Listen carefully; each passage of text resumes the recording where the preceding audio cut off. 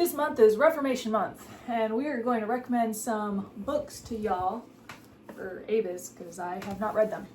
So an easy book that you can pick up is Long Before Luther by my old professor, Dr. Nathan Busenitz at the Master's Seminary, and he traces just some really important quotes from the Church Fathers and those before Martin Luther. Martin Luther didn't invent this doctrine. It's in the Bible, as well as many Church Fathers and other theologians and pre-reformers held to it and gave their lives to protect it, that Christ justifies us by his work and his doing, and he declares us righteous by him and his work. It is nothing that we can do. So it's really important. Long Before Luther by Nathan Busenitz, and it's easy. Anyone can pick it up and read it. That's what's great about it.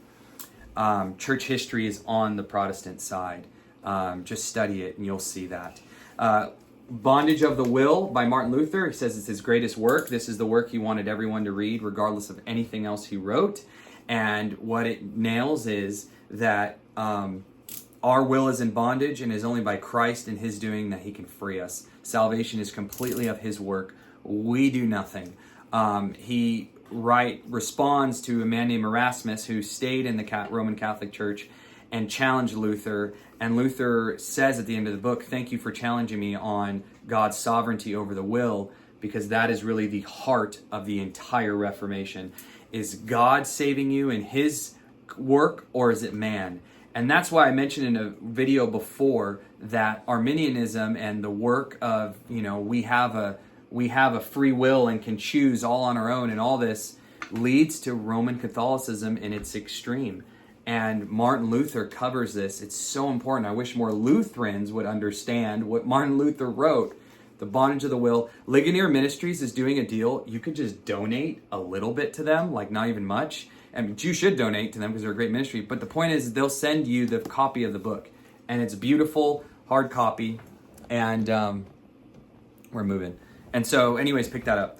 The last one is, this is one of my favorite books I've ever read, is by J.C. Ryle, who's an Anglican minister in the 1800s, and just absolutely incredible on writing.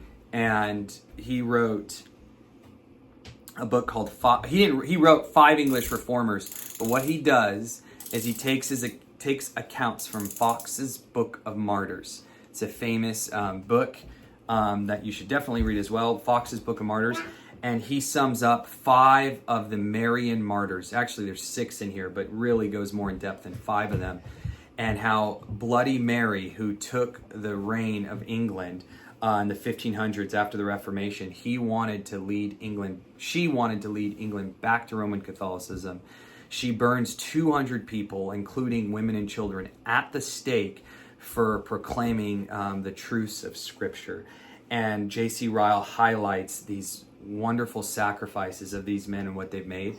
The Old English makes this a little difficult at times, but you will get the message. Just pick it up and read it.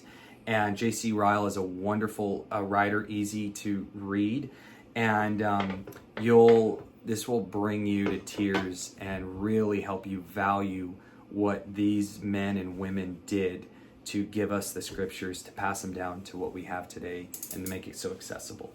So with that said, there's 3 books. The J.C. Ryle, 5 English Reformers. That's one of my favorite books I've ever read. And more to come. Happy Reformation Month, and to God be the glory.